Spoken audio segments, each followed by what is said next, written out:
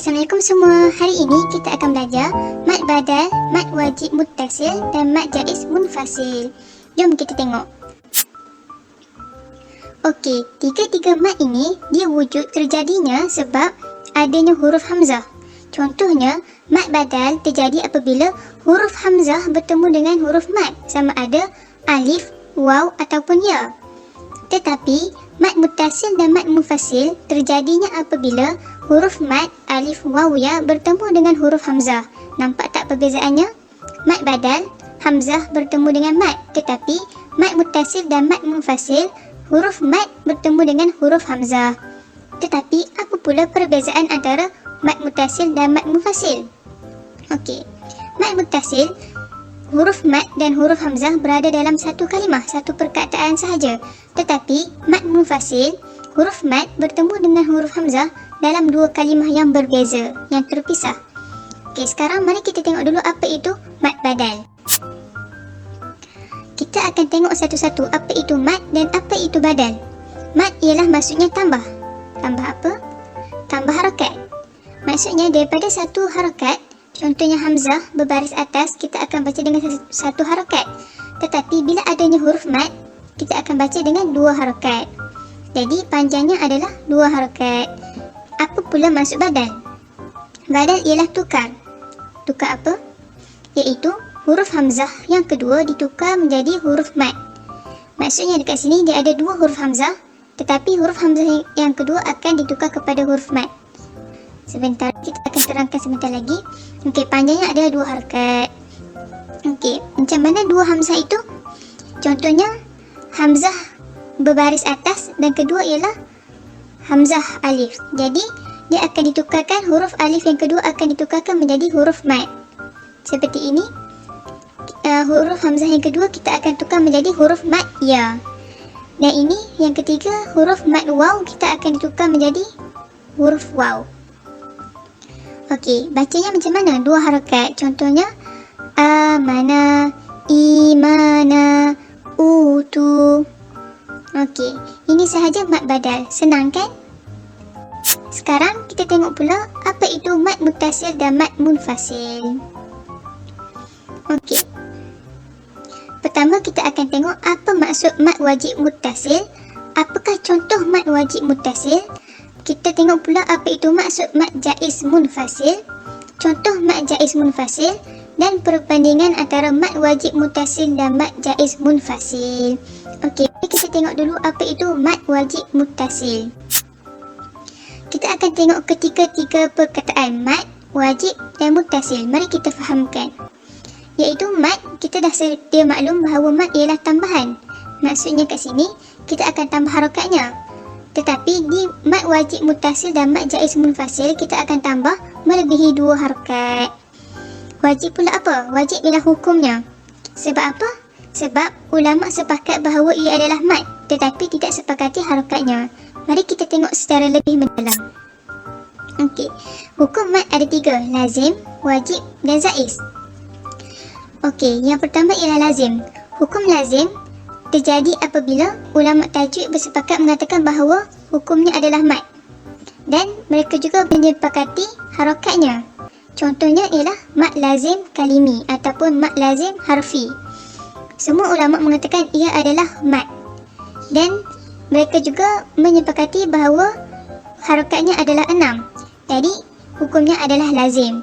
Manakala kita tengok kepada hukumnya wajib, ulama menyepakati bahawa ia adalah mad, tetapi ulama tidak menyepakati harakatnya.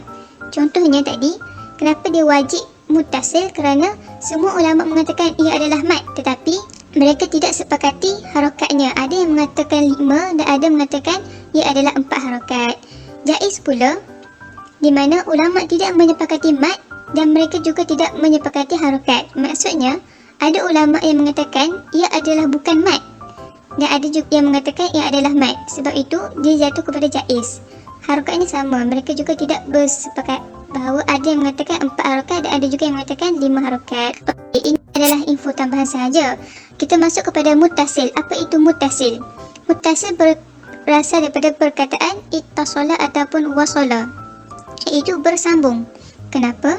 Kerana huruf mad, alif, waw, ya dan huruf hamzah berada dalam satu perkataan. Contohnya as-samai. Huruf mat di sini dan huruf hamzah bertemu dalam satu perkataan. Begitu juga dengan sya'a. Mat alif bertemu dengan hamzah dalam satu perkataan. Mari kita tengok harakat bacaannya. Okey. Macam yang kita dah tahu tadi, harakatnya tidak disepakati ulama. Maksudnya ada ulama mengatakan 4 dan ada yang mengatakan 5. Jadi kita boleh baca dengan 4 ataupun 5 harakat ketika wasal. Apa itu wasal? Sambung. Maksudnya kita baca dalam keadaan sambung. Contohnya, kita tak berhenti kat sini. Contohnya, was-samaa'i wal ardh. Tapi wakafnya macam mana? Wakaf bila kita berhenti pada kalimat ni. Contohnya, as-samaa'. Okey. Bila kita baca dalam keadaan berhenti, maksudnya kita boleh baca sama ada 4 harakat, 5 harakat ataupun 6 harakat. Ini adalah pilihan mana-mana yang kita suka. Tetapi kalau boleh, kita baca dengan sekata. Maksudnya semua bacaan kita menggunakan 5 harakat contohnya, ataupun 6 harakat, 4 harakat. Okey, seterusnya kita tengok contoh mad wajib muttasil. Contohnya pada ayat surah Al-Baqarah ayat 5. Di sini kita dapat lihat bahawa huruf mad kecil ni bertemu dengan huruf hamzah dalam satu kalimah. Jadi, kita akan bacanya sama ada 4 ataupun 5 harakat. Contohnya, ulaika ala hudam mir rabbihim wa ulaika humul muflihun. Okey, kita tengok ayat yang kedua. Ayat 13 surah Al-Baqarah. Qalu anu'minu kama amanas sufaha'u ala. Okey, kita akan baca 4 atau 5 harakat apabila kita sambung bacaan macam saya baca tadi. Tapi kita akan baca 4, 5 atau 6 harakat kalau kita berhenti pada kalimah sufaha. Contohnya, qalu anu'minu kama amanas sufaha. Okey. Seterusnya kita tengok pula apa itu mad jaiz munfasil. Okey, macam biasa, mad ialah tambahan, iaitu kita tambah harakatnya melebihi 2 harakat.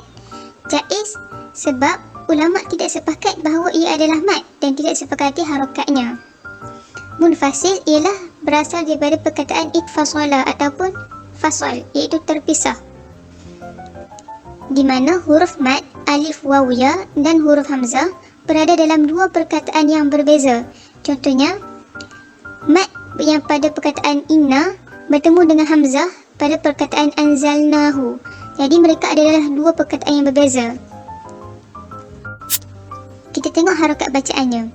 Macam tadi, kalau kita wasal dalam keadaan yang bersambung, kita akan baca 4 atau 5 harakat. Contohnya, qalu innama. Tapi macam mana kalau kita berhenti pada perkataan qalu? Kita akan baca dengan 2 harakat. Contohnya, qalu. Kalau kita sambung, kita akan baca dengan 4 atau 5 harakat. Okay, sekarang kita tengok jenis-jenis mad munfasil. Dia ada 2, iaitu hakiki dan hukmi. Hakiki apa dia? Hakiki ialah kita, macam yang kita tengok tadi, dia jelas terpisah pada 2 kalimah. Contohnya, wa'alamu annakum. Wa'alamu satu perkataan, annakum satu perkataan. Macam mana pula hukmi? Hukmi ialah asalnya dia adalah 2 kalimah yang berbeza, tetapi dia disambungkan di dalam Al-Quran. Contohnya kita dapat lihat kat sini, ya ayyuhalladzi. Ya, mad pada kalimah ya bertemu dengan hamzah pada kalimah ayyuha. Dia adalah asalnya 2 kalimah, tetapi di dalam Al-Quran dia disatukan menjadi 1 kalimah. Jadi dia adalah mad munfasil hukmi. Kita akan still baca 4 atau 5 harakat. Seterusnya kita akan tengok contoh-contoh mad jaiz munfasil. Okey. Kat sini kita ada 6 contoh. Contoh yang pertama ialah kama amanan nas.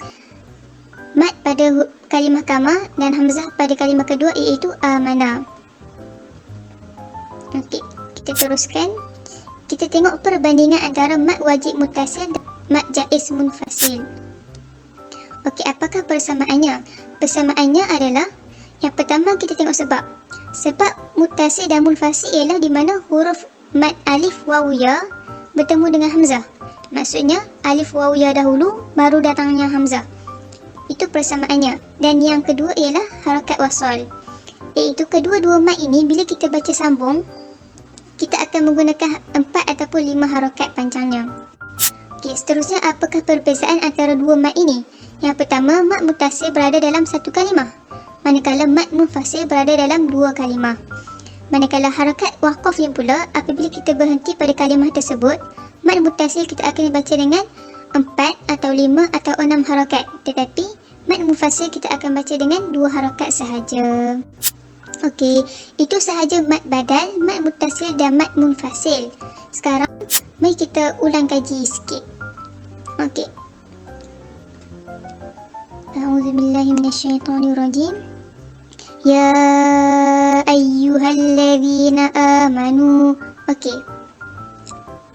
Jumpa tak apa mad yang berada dalam 3 perkataan yang pertama ni? Yang pertama ialah huruf mad bertemu dengan huruf hamzah, iaitu mad munfasil. Kalimi ke hukmi? Ia adalah hukmi kerana asalnya 2 perkataan yang digabungkan. Kita akan baca dengan 4 atau 5 harakat. Okey, yang kedua, jumpa tak? Iaitu hamzah bertemu dengan mad. Apabila hamzah datang dulu baru mad, maksudnya ia adalah mad badal. Ia dibaca dengan 2 harakat. Okey, kita teruskan. La yaskhara qaumun min qaumin asa an yakunu. Okey, jumpa tak yang kedua? Iaitu mad pada kalimah pertama bertemu dengan hamzah pada kalimah yang kedua. Maksudnya ia adalah munfasil yang terpisah. Dibaca dengan 4 atau 5 harakat. Okey, kita teruskan. Wala nisa'um min nisa'in asa an yakunna khairan minhun. Okey, kita nampak 2 di sini, iaitu nisa'un dengan nisa'in, iaitu mad mutasil kerana huruf mad dan huruf hamzah berada dalam satu kalimah. Okey, ini sama juga asa'ain. Ia adalah mad munfasil, terpisah pada 2 kalimah. Okey, seterusnya wala talmizu anfusakum. Okey, huruf mad yang pertama dan huruf hamzah bertemu dalam 2 kalimah yang berbeza, iaitu mad munfasil. Seterusnya ba'dal iman. Okey, kita tengok kat sini hamzah datang dulu barulah mad. Ia akan jadi mad badal. Dan yang akhir sekali ialah mad muttasil kerana mad dan hamzah berada dalam satu kalimah. Okey, itu saja daripada kami. Jangan lupa subscribe. Jangan lupa subscribe channel ini dan tonton video Tajwid Pro yang lain. Terima kasih.